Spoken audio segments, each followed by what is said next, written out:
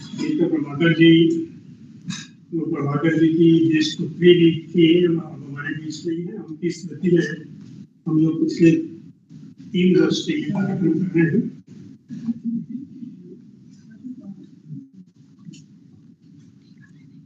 ये तीसरा हमारी का तीसरा संस्करण है। आज जिन लोगों ने इसमें प्रतिभागी के तौर पे इसमें भाग लिया उनमें से कुछ लोग उपस्थित हैं जिसको हम लोग पुरस्कार के लिए चुना है। तो आज हम लोग पुरस्कार करेंगे। हमारे बीच आज के कार्यक्रम की अध्यक्षता कर रहे हैं डॉक्टर सुरेश नीरव जी। मैं सुरेश नीरव जी का हार्दिक अभिनंदन करता हूँ, स्वागत करता हूँ। आपको एक जाने माने साहित्यकार है। आपने शुरुआत अपनी कादम्बरी के संपादक मंडल से आपकी शुरुआत की। उसके बाद बहुत सी संस्थाओं के साथ जुड़ के आप काम करते रहे हैं और उसके बाद कम से कम 10-12 सीरियल्स आपने विभिन्न चैनलों के लिए बनाए हैं और तकरीबन 15-20 पुस्तकें आपकी प्रकाशित हो चुकी है।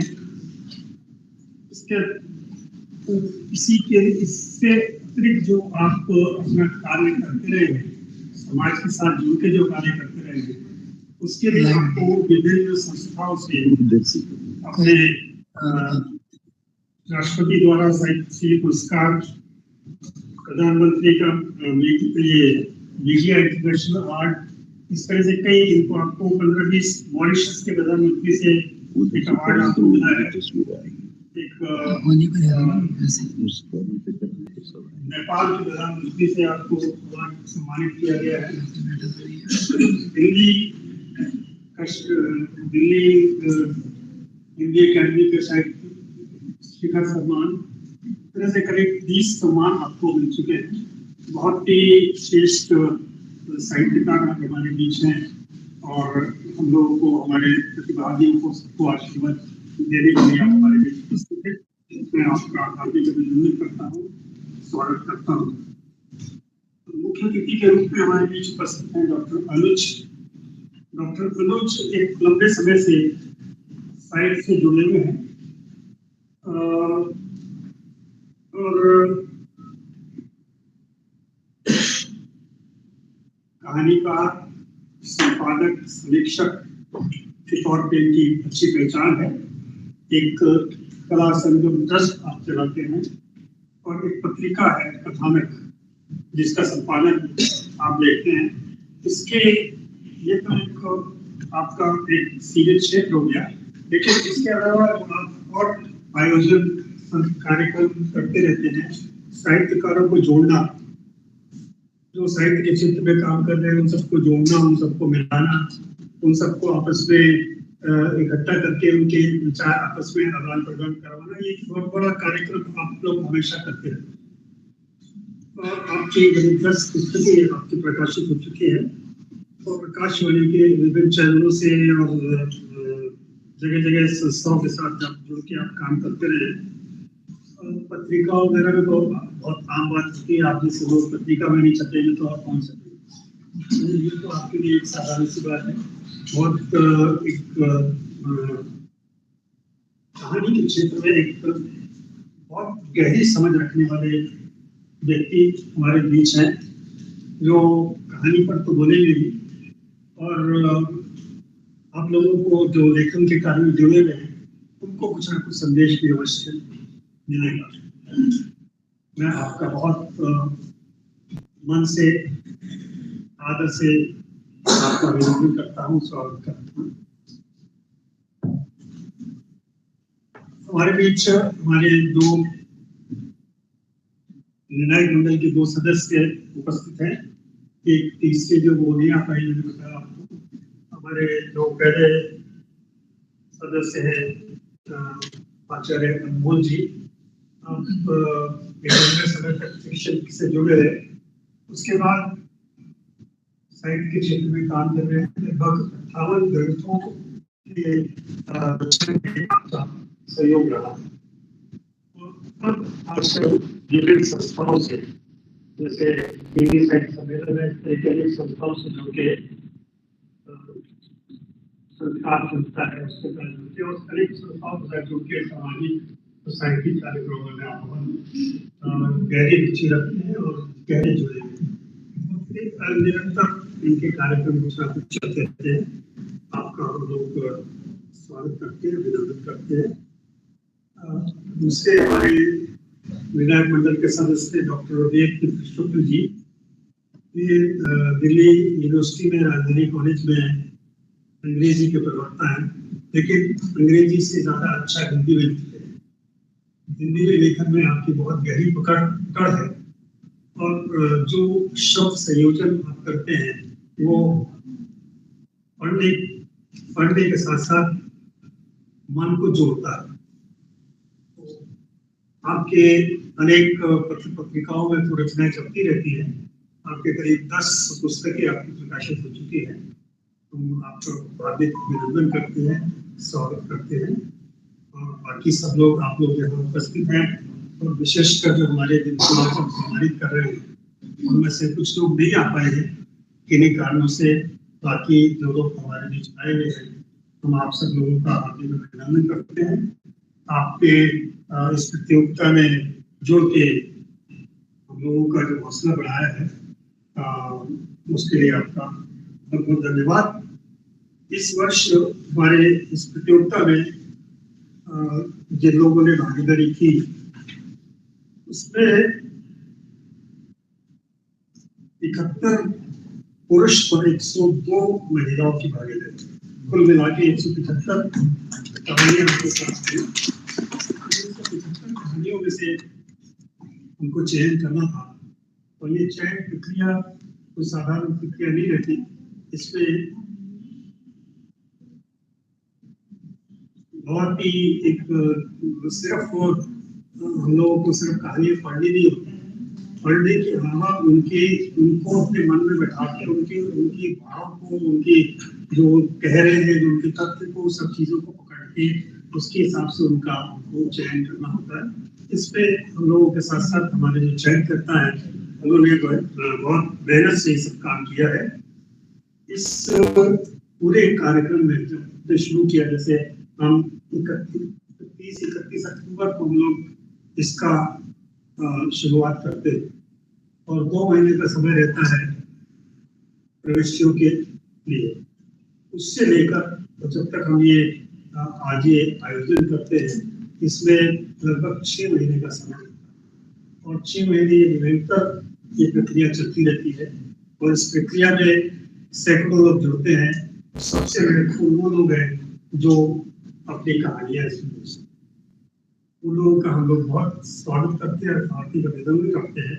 उन लोगों ने यहाँ कहानियां अपनी भेजी, बहुत बहुत धन्यवाद आप लोगों का। अब जो हमने 175 कहानियां आई हमारे पास, उसमें हमारी चयन प्रक्रिया 3 स्तर पर रहती है। पहले स्तर पे जो हमने प्रतियोगिता उसका चयन किया, उसमें 21 पुरुषों और 42 महिलाओं की कहानियां रचनाएं आगे बढ़ी। उसके बाद दूसरी चयन की प्रक्रिया में 12 कहानियां रही, जिसमें 5 पुरुषों की और 7 महिलाओं की। और अंतिम चक्र में आते आते 2 पुरुष और 6 महिलाओं की कहानियां हुए, जो अंतिम चक्र में सामने आई। स्वागत कर रहे हैं। और ये देखिए, इसमें जो पिछले 3 वर्ष से हम लोगों का अनुभव रहा, इसमें लगातार हम देख रहे हैं कि जैसे पहले पुरुषों का वर्चस्व रहता था, लेकिन अब जैसा मैंने आपको गिनती बताई, महिलाओं का भागीदारी बहुत बढ़ती जा रही है। और मैं समझ रहा हूँ कि धीरे धीरे उन्हीं का वर्चस्व होता जा रहा है। तो ये एक जैसी सामाजिक प्रक्रिया चल रही है, पूरा समाज जिस तरह से खुल रहा है, बढ़ रहा है, तो ये उसका बिल्कुल पूरे तरह से उसका दर्पण हमारे सामने तो हम सब लोगों का हार्दिक अभिनंदन करते हैं, स्वागत करते हैं।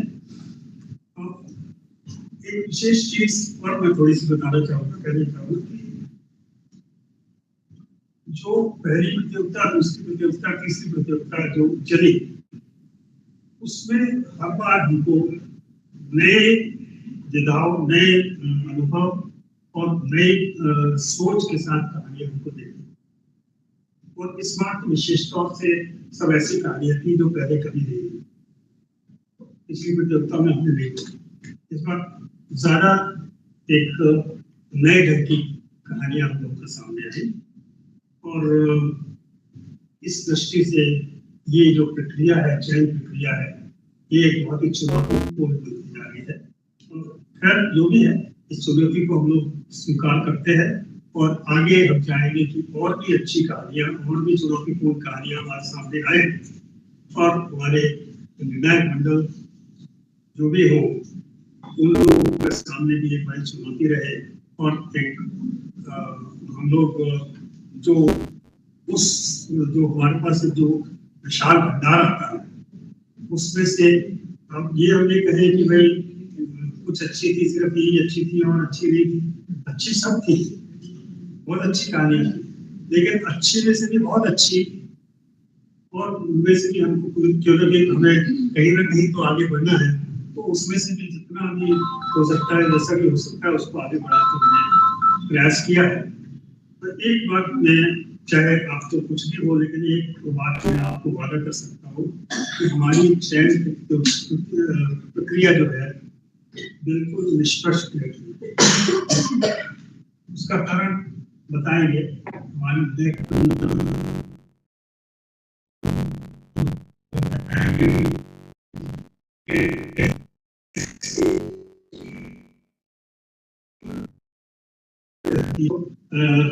ठीक है, तो हम लोग आगे बढ़ते हैं, इस कार्यक्रम को आगे बढ़ाते हैं। आज हमारे बीच जो पुरस्कृत लोगों में से जो लोग आए हैं, 8 में से 4 लोग हमारे बीच आए हैं, 4 नहीं आ पाए हैं किन्हीं कारणवश, जैसे इंद्रजीत कौर जी और रेणु श्रीवास्तव जी, इनको रिजर्वेशन नहीं मिल पाया। बहुत अफसोस हो रहा है। पति की तबीयत अचानक खराब हो गई 4-5 दिन पहले, आने का प्रोग्राम बना के भी उनको रोकना पड़ा। और रंजना जायसवाल जी काफी समय से विदेश में हैं, तो उस कारण वो नहीं आ पाई। तो खैर उनकी अनुपस्थिति में हम उनको पुरस्कृत करेंगे, और उनका जो भी पुरस्कार है उनको बाद में दिया जाएगा। तो जो लोग आए हैं उनका विशेष अभिनंदन है, स्वागत है, और मैं आगे की प्रक्रिया के लिए रसूल जी को बहुत बहुत धन्यवाद। अतुल जी, इन्होंने कहा कि इनकी 3 बार की प्रतियोगिता में महिलाओं का वर्चस्व बढ़ता जा रहा है। तो मैं ये समझता हूँ कि वर्चस्व में लोकसभा में या राजनीति के क्षेत्र में उनको भले आरक्षण न मिले, लेकिन यहाँ महिलाएं जो है किसी कृपा की मुहताज नहीं है, बल्कि अपनी सक्रियता से आरक्षण के पार आकर अपनी भागीदारी सुनिश्चित कर रही है। ये सुखद बात है। 20वीं शताब्दी में भले महिलाओं की भागीदारी साहित्य के क्षेत्र में इतनी गहरी नहीं थी, इतनी ज्यादा नहीं थी, लेकिन इस शताब्दी में तो ये देखने को मौका मिल रहा है। दूसरा, ये प्रतियोगिता जो है ये सिर्फ अनीता प्रभाकर की स्मृति में नहीं, बल्कि एक तरह से मैं ये समझता हूँ कि हिंदी साहित्य में जो कहानी की जो विधा है, उस विधा के विकास की एक सघन कार्यशाला के रूप में सामने आ रही है। नहीं तो अभी निकट हाल में मैं नहीं देख रहा हूँ कि कहानी विधा को लेकर इतना काम किया जा रहा है, और जिस ईमानदारी से और जिस निष्ठा से किया जा रहा है, इसकी गवाही तो हमारे निर्णायक मंडल के लोग नहीं है। लेकिन चूंकि आज यह समारोह अनीता प्रभाकर जी की स्मृति में आयोजित किया जा रहा है, तो कुछ उनके बारे में भी जानना जरूरी है कि अनीता प्रभाकर जी ऐसी कौन सी हस्ती है जिससे कि हम प्रेरित होकर इस तरह की सृजनात्मक कार्यों में आगे बढ़ रहे हैं। तो मैं इसके लिए जो है विभूति से आग्रह करूंगा कि वो अनीता प्रभाकर जी के बारे में अपने संस्मरण पेश करें। मैंने फेसबुक पे जब डाला था कि उनकी कहानी की स्मृति में कार्यक्रम हो रहा है, तो वहाँ भी अनीता प्रभाकर जी को बहुत सारे लोगों ने याद किया और उनके क्षणों को भी उसने दर्ज किया है। विभूति सभी को मेरा स्नेहपूर्ण नमस्कार। मेरा नाम विभूति है और आज मैं आपके सामने एक नारी के जीवन के संघर्षों और उसकी भावनाओं को शब्दों में व्यक्त करना चाहती हूँ। जैसा कि आप सभी जानते हैं, मेरी दादी यानी अनीता प्रभाकर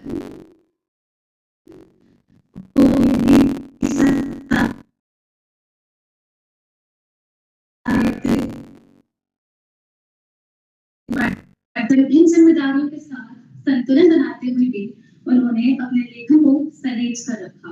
आज मैं अत्यंत प्रसन्नता और गर्व है कि उनकी पुस्तकें और अनेक रचनाओं को पढ़ने का अवसर मिला, जो उनके विचारों और संवेदनाओं की खूबसूरत अभिव्यक्ति है।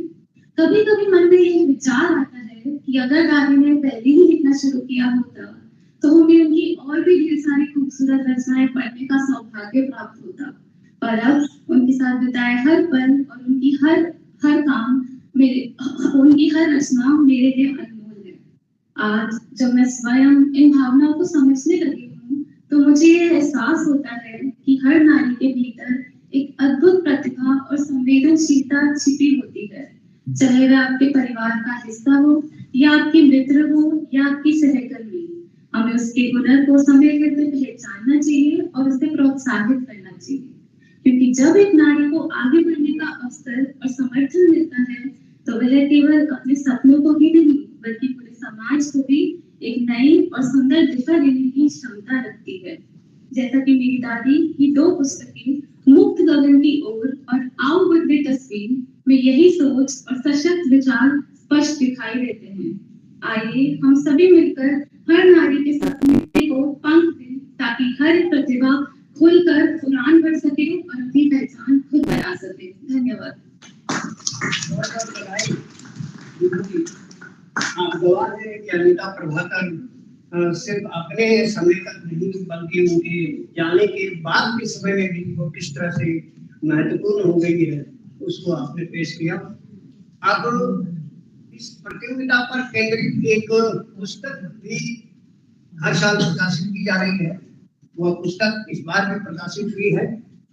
उनका लोकार्पण मैं अपने अतिथियों के हाथों से करवाने की इच्छा रखता हूँ। मैं आदरणीय अतुल जी से कहूँगा कि सभी अतिथियों तक इस पुस्तक को पहुँचा देने की कृपा की जाए ताकि इसका सुविधाजनक तरीके से लोकार्पण हो सके और यादगार हो सके।